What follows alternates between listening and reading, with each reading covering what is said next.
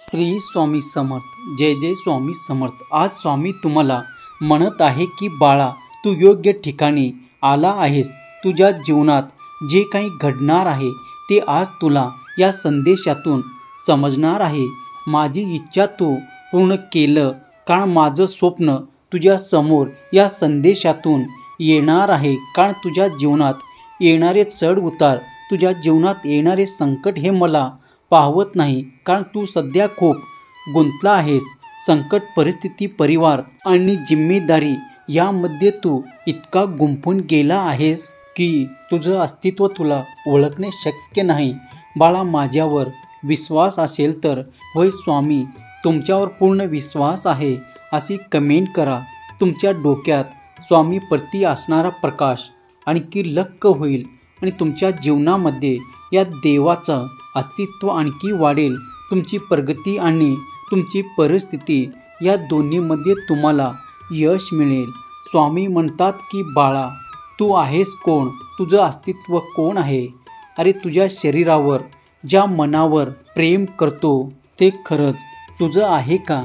ज्या दिवशी तू मरून जाशील, तुझा देह तू सोडून जाशील, त्यावेळीच खरं तू या देहामध्ये राहणार आहेस का? मग तू या देहावरती इतकं प्रेम का करतो? ते तू का जिवारी काढून लावतो? कारण हे शरीर आपलं नसून हे पंचमहाभूत यापासून बनलेला एक कृत्रिम आराखडा आहे. त्यामध्ये आपण आहोत. म्हणजे फक्त आपलं अस्तित्व दाखवतो. कारण हे मन जे तुला दिसत नाही, तू कधी पाहिलं आहेस का तुझं मन कसं आहे? कारण तुझं मन स्वतः लहान गोष्टीचा बारकाईने विचार कर.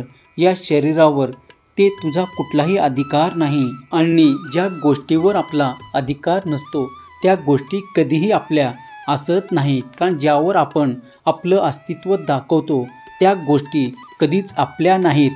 तुझं सत्य आहे ते फक्त तुझं मन आहे. तू कोण आहेस ते फक्त तुझ्या मनाला विचार.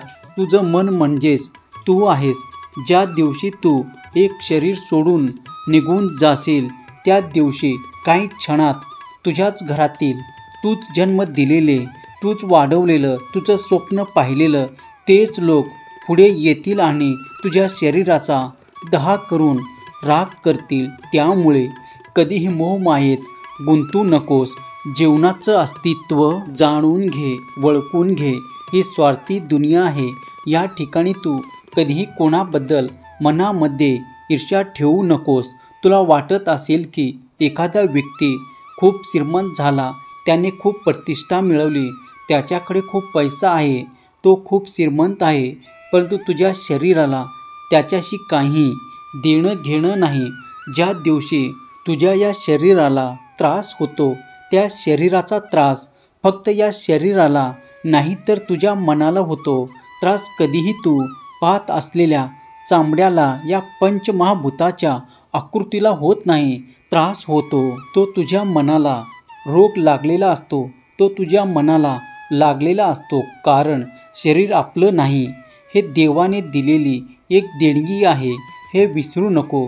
तुझ्या जीवनाचा तुला उद्धार करायचा आहे तर या देहापासून तुला मुक्ती व्हावे लागेल. मुक्त होणार तर फक्त तुला करण्यासाठी लागेल ते तुझं नामस्मरण, सत्कर्म.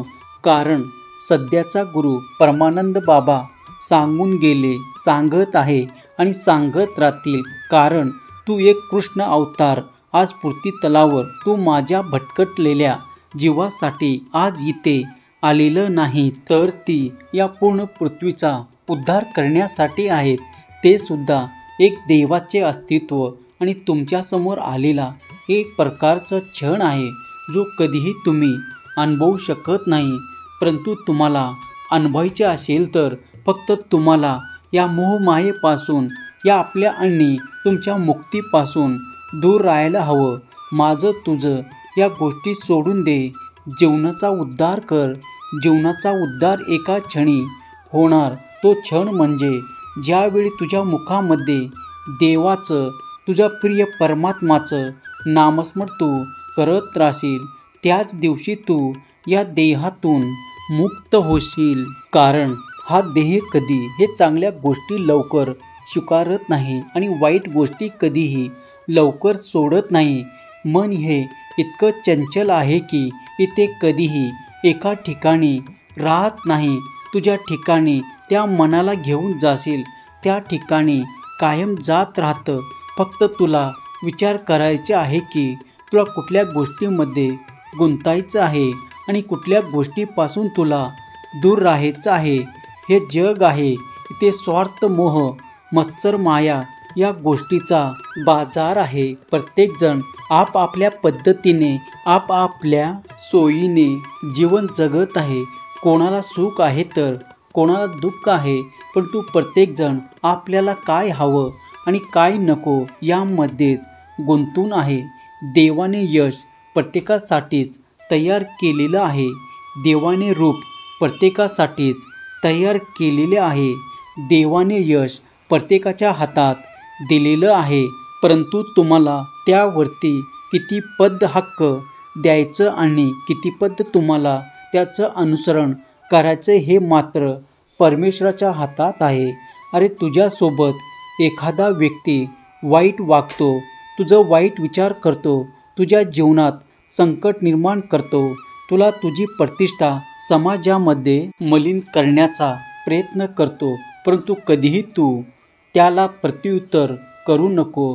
कर्म असे ठेव की त्याला त्याच्या शब्दाचा, त्याच्या कर्माचा उत्तर हे न बघता न बोलता मिळून जाईल. तुझं कर्म आणि तुझं कर्तव्य इतकं श्रेष्ठ असावं की प्रत्येक माणूस तुझ्या कर्मापुढे झुकला पाहिजे. प्रत्येक माणूस तुझे कर्म पाहून त्याचं अनुसरण करतं, कारण चांगल्या गोष्टी करण्यासाठी प्रत्येकाच्या मनाची तयारी होईलच असं नाही.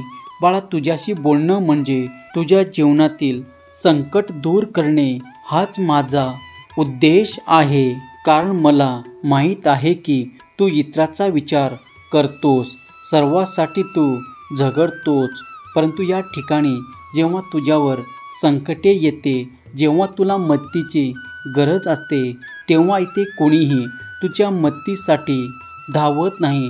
आणि त्यावेळी सर्वात शेवटी तुला आठवण येते तुझ्या परमात्म्याची, तुझ्या मनामध्ये राज्य करणाऱ्या स्वामी संदेशाची.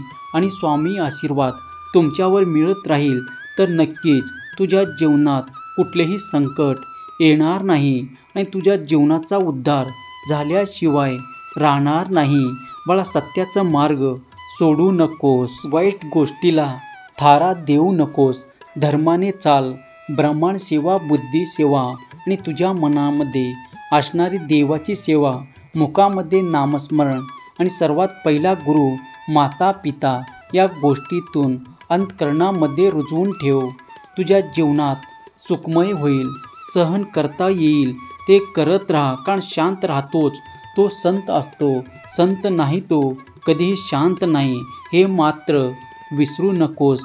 ज्याला जीवनामध्ये काही साध्य करायचे आहे त्याला सर्वात प्रथम आपल्या मनामध्ये शांती आणणे, शांतीचे भाव आणणे खूप गरजेचे आहे. ज्या मनामध्ये शांती आहे त्या ठिकाणामध्ये संत आल्याशिवाय राहत नाही.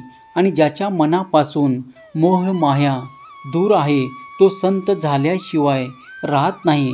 संत होण्यासाठी या देहाचा नाश हा नक्कीच करावा लागतो आणि या देहाचा त्याग करण्यासाठी फक्त तुझ्यासोबत तर तुझे केलेले नामस्मरण. धन्यवाद.